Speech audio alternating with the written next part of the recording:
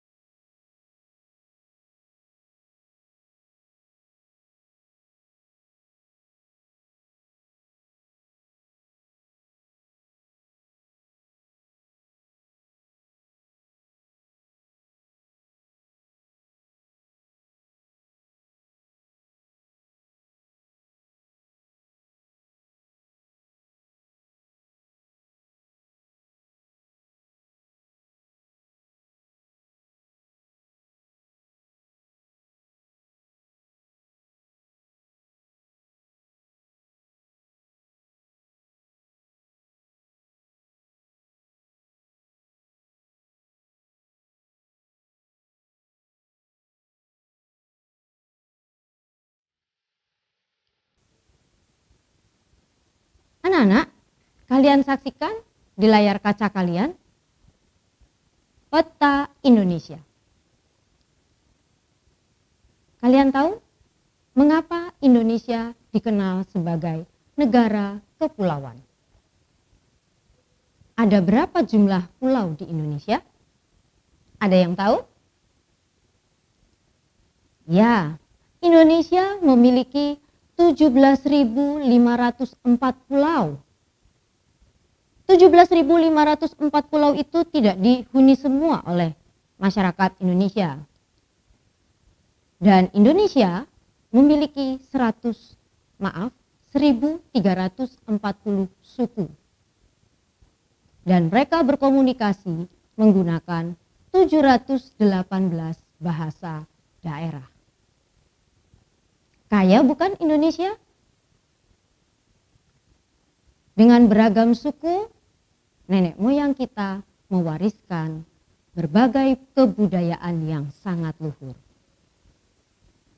Kalian tahu apa saja yang diwariskan kepada kita? Ya, kalian perhatikan di layar kaca. Alat musik apa ini? Tepat sekali, angklung. Ada yang tahu dari daerah mana? Ya, Jawa Barat. Kemudian di sebelahnya ada senjata. Kira-kira senjata dari mana ya? Ya, senjata dari Kalimantan. Namanya mandau. Warisan yang lain apa lagi ya kira-kira? Oh, ternyata makanan dan minuman. Kuliner Indonesia sangat terkenal di dunia. Anak-anak tahu, makanan yang paling enak di dunia saat ini berasal dari Indonesia. Apa yuk namanya? Ya, rendang. Rendang menjadi salah satu makanan terenak di dunia. Apalagi warisan nenek moyang kita yang sangat-sangat digemari oleh wisatawan di penjuru dunia. banyak wisatawan yang datang ke Bali hanya untuk menyaksikan tarian, kesenian yang ada di sana. Pakaian yang saya pakai hari ini adalah pakaian batik, merupakan pakaian kebanggaan Indonesia. Anak-anak, begitu beragamnya kebudayaan yang kita miliki. Apa tugas kalian dan saya? Ya, menjaga, merawat, dan melestarikannya. Bu, bagaimana cara melestarikannya? Kira-kira bagaimana? Ya, kita harus mendokumentasikannya.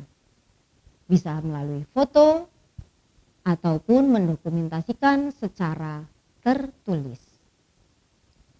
Nah, anak-anak, materi kita pada hari ini ada hubungannya dengan pelestarian budaya daerah kita, yaitu teks prosedur.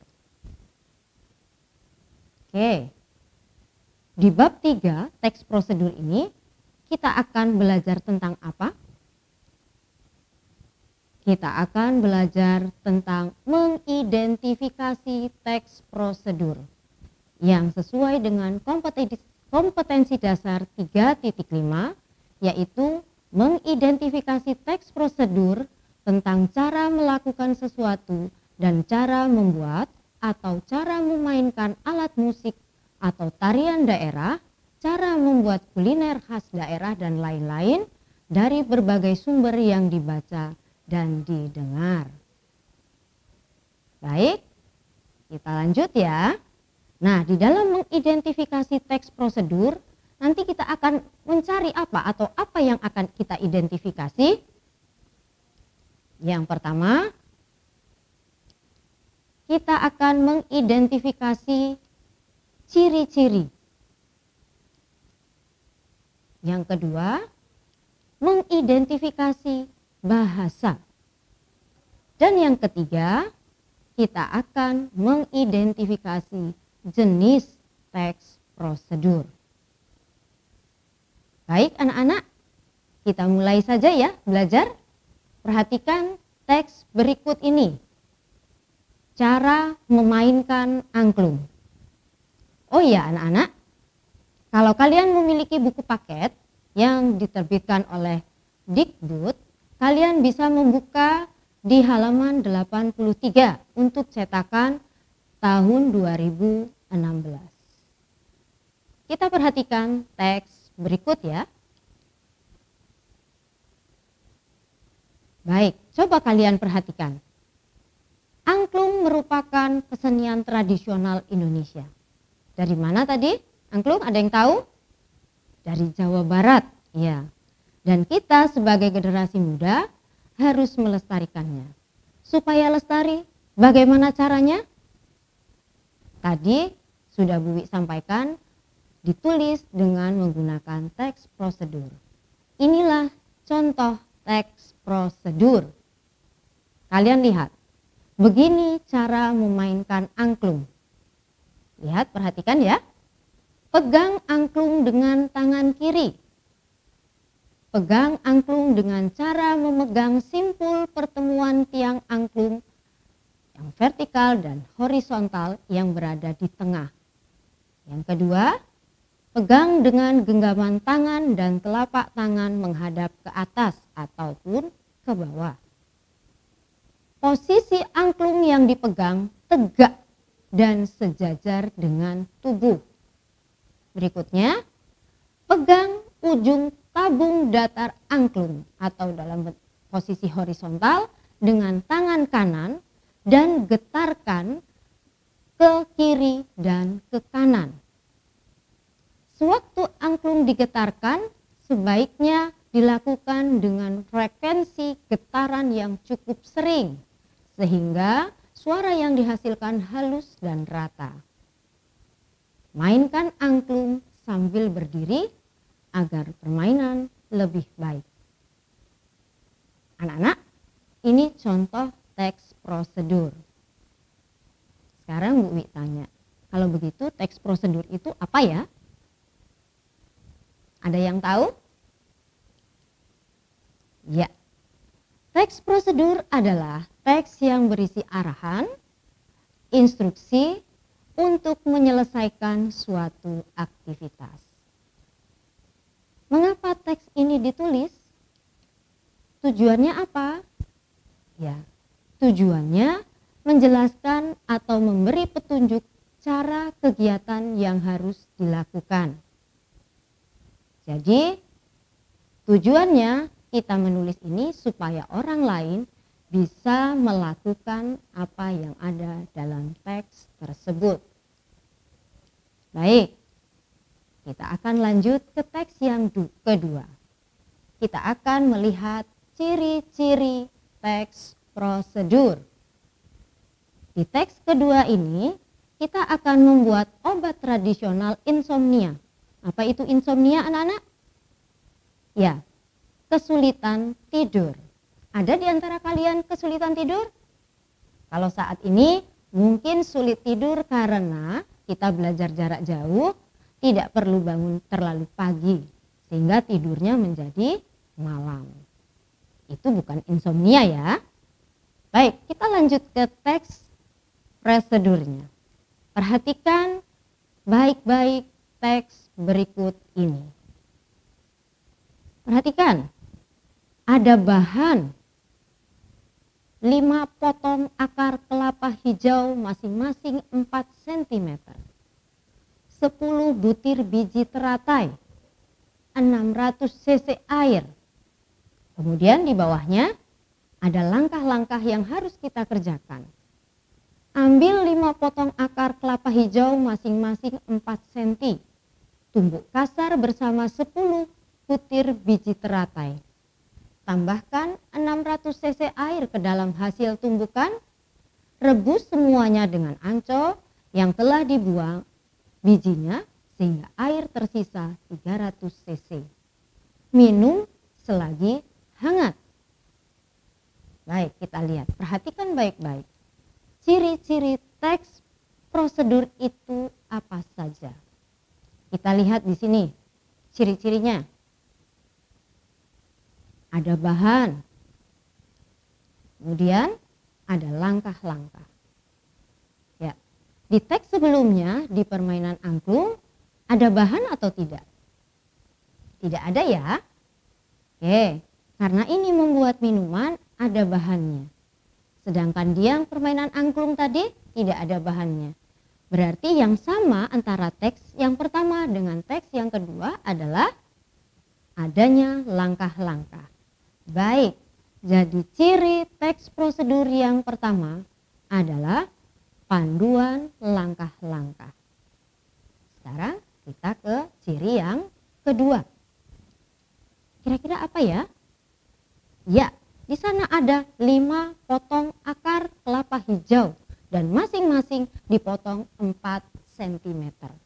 Tidak boleh lebih dari 4 cm. Mengapa pasti harus batasan yang pas? Karena apa anak-anak? Kalau lebih mungkin khasiatnya tidak sesuai yang diharapkan. Yang ketiga, ciri yang ketiga. Perhatikan, ada pembatasan. Oke, kita lihat teks berikut. Teks cara melakukan gerakan tari tortor. Dari mana? Ya, benar, dari Sumatera Utara. Ada yang pernah menarikan tarian ini? Untuk anak-anakku yang berasal dari Sumatera harus bisa ya, karena ini salah satu cara kita melestarikan budaya daerah kita masing-masing. Bagaimana cara melakukan gerakan tari tortor? Yuk kita baca teks berikut ini. Tari tortor merupakan salah satu tari tradisional dari Sumatera Utara. Bagaimana cara memainkannya atau cara melakukannya? Putar lagu dari Sumatera Utara yang sesuai. Kira-kira lagu apa ya yang sesuai? Kalian kenal dengan Sinanggar tulo tulo hatulo. Kenal ya? Ya, itu bisa kalian jadikan satu lagu untuk menarikan lagu ini. Kita pilih lagu itu. Kemudian ambil posisi kedua kaki rapat. Kaki kanan agak maju sedikit. Oke. Tangkupkan kedua telapak tangan di depan pinggang. Jadi tidak boleh di atas ini ya. Harus di atas, di depan pinggang. Oke. Gerakkan kedua telapak tangan ke arah kiri. Ke arah kiri. Kemudian ujungnya digerak-gerakkan. Oke. Ganti gerakan kedua telapak tangan perlahan ke arah kanan. Gerakan telapak kaki ke atas ke bawah dengan gerakan jinjit. Ulangi gerakan tangan dan kaki, begitu seterusnya. Coba kalian ikuti langkah-langkah yang ada di teks prosedur tersebut. Bisa menarikan tari tortor?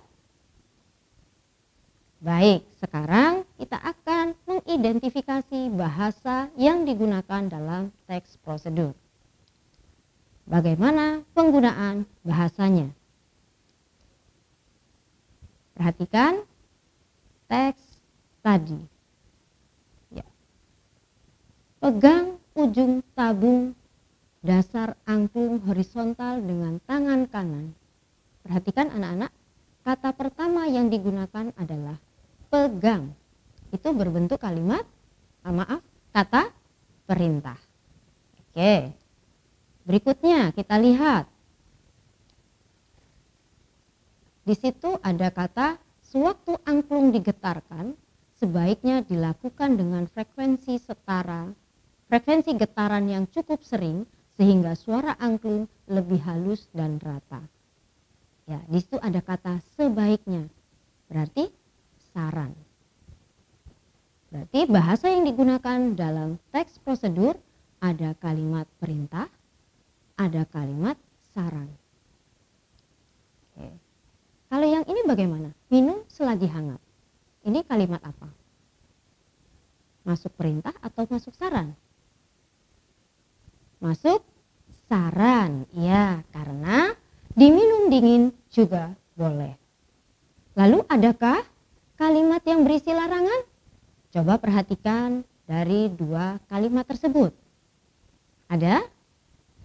Ya, di kalimat pertama kalian akan temukan kata-kata tidak miring agar suara angklung rata dan nyaring. Itu kalimat larangannya. Baik, sekarang bahasa yang kedua. Coba perhatikan kalimat ini. 5 potong akar kelapa hijau masing-masing 4 cm, 60 cc air. Ya, menggunakan kata yang menunjukkan ukuran. Betul sekali. Ada 5 potong, ada 4 cm, dan ada 600 cc air. Bagaimana lagi kata-kata bahasa yang digunakan anak-anakku? Ya, rebus semuanya dengan anco yang telah dibuang bijinya sehingga tersisa 300 cc. Apa? Ya, batasannya jelas. Tadi dari 600 cc menjadi 300 cc. Tidak boleh kurang, tidak boleh lebih ya. Karena seperti Bu Wi katakan tadi, kalau resep makanan lebih atau kurang, rasa kenikmatannya nanti berbeda seperti aslinya. Itulah bahasa yang digunakan dalam teks prosedur. Sekarang kita akan melihat apakah teks prosedur berbeda setiap teksnya sesuai dengan tujuannya. Perhatikan dari 3 teks tadi ya. Dari 3 teks yang sudah kita bahas tentang memainkan angklung, membuat pedang insomnia, dan cara menarikan tari tortor. Ada perbedaannya? Tujuannya sama? Pasti tujuannya berbeda. Kita lihat yang cara memainkan angklung. Apa tujuannya? Ya, cara memandu kita, cara menggunakan atau memainkan suatu alat. Kalau yang kedua, cara membuat obat tradisional insomnia tadi apa? Atau wedang insomnia kita kasih nama? Ya, memandu cara membuat sesuatu. Sekarang yang ketiga, cara menarikan tari tortor. Kalian tadi disuruh apa? Ya, melakukan sesuatu. Apa yang dilakukan? Menari tortor. Kalau dilihat dari tujuannya, ketiga teks ini, satu, menggunakan sesuatu, kemudian memandu cara, dan memandu melakukan, itulah jenis teks prosedur berdasarkan tujuannya. Bagaimana anak-anak? Bisa paham dengan apa yang saya jelaskan mengenai teks prosedur? Oke, baik. Sebelum kita akhiri kegiatan kita pada hari ini, Bu Wi kasih latihan dulu ya. Satu, sebelum berakhir. Dan latihan ini kalau kalian belum paham bisa kalian tanyakan dengan Bapak Ibu guru yang berada di sekolah. Tugasnya, carilah sebuah teks prosedur. Kemudian identifikasilah apakah dalam teks prosedur tersebut ada kalimat perintah, kalimat saran, kalimat larangan. Apakah dalam teks prosedur itu juga ada kata yang menunjukkan ukuran, kalimat yang menunjukkan panduan cara melakukan kegiatan? Silahkan kalian identifikasi teks prosedur yang kalian cari. Anak-anak, Bu Wi berharap apa yang sudah Bu Wi jelaskan kali ini dapat kalian pahami dan bermanfaat. Itu saja yang Bu Wi sampaikan untuk kegiatan pembelajaran kali ini. Akhir kata, Bu Wi sampaikan wassalamualaikum warahmatullahi wabarakatuh. Selamat pagi, tetap semangat belajar.